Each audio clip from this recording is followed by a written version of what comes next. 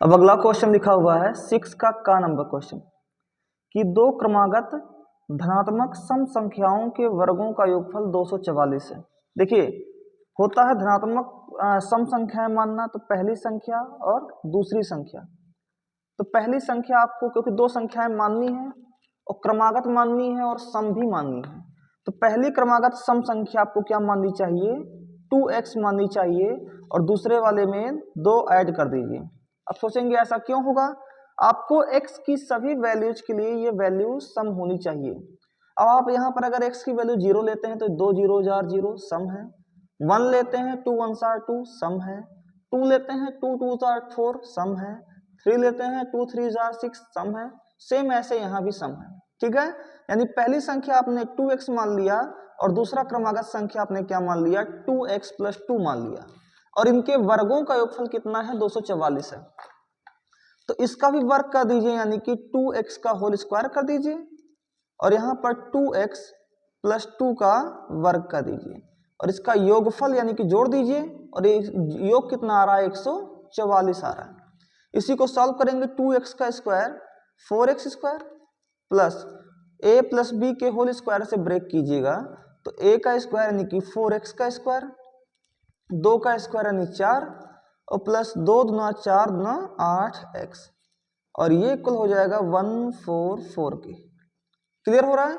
अब यहाँ से 4 और 4 कितना होता है, 8x स्क्वायर और प्लस का 8x और प्लस 4, ये प्लस 144 इक्वल किधर आएगा, तो माइनस में 144 हो जाएगा और ये इक्वल हो जाएगा किसके, 0 के हो जाने वाला है, ठीक है। अब यहाँ से 8x square plus 8x minus 140 हो जाएगा और ये इक्वल किसके होगा, 0 के। क्लियर हो रहा है। अब इन सब में से 4 कॉमन ले लिया जाए, ठीक है।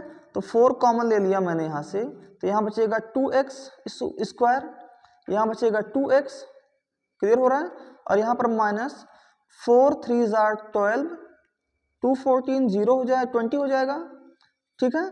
और 4 5 20 और ये इक्वल किसके होगा, 0 के। तो यहाँ से 4 को इक्वल किधर भेजेंगे तो हो जाएगा 2x square plus 2x minus में 35 और ये इक्वल हो जाएगा किसके, 0 के। 0/4 भी क्या होता है, 0 ही होता है। माफ कीजिएगा क्वेश्चन में एक गलती है, यहाँ 244 है, ठीक है। कितना है, 244 और यहाँ मैंने लिखा हुआ है 144, तो यहाँ लिख लीजिएगा 244। यहाँ भी कितना, 244, यहाँ भी कितना हो जाएगा 244, तो यहाँ पर हो जाएगा 240, ठीक है। और जब आप यहाँ से जब 240 हो जाएगा तो आप 8 कॉमन ले सकते हैं। क्या कॉमन ले सकते हैं, 8। तो 8 का यहाँ x स्क्वायर हो बचेगा, यहाँ से 8 कॉमन ले लिए केवल x बचेगा और यहाँ से आपने 8 3 24 और 8 शून्य में शून्य, यहाँ 30 बचेगा, ठीक है। माफ कीजिएगा ये गलती हो गई।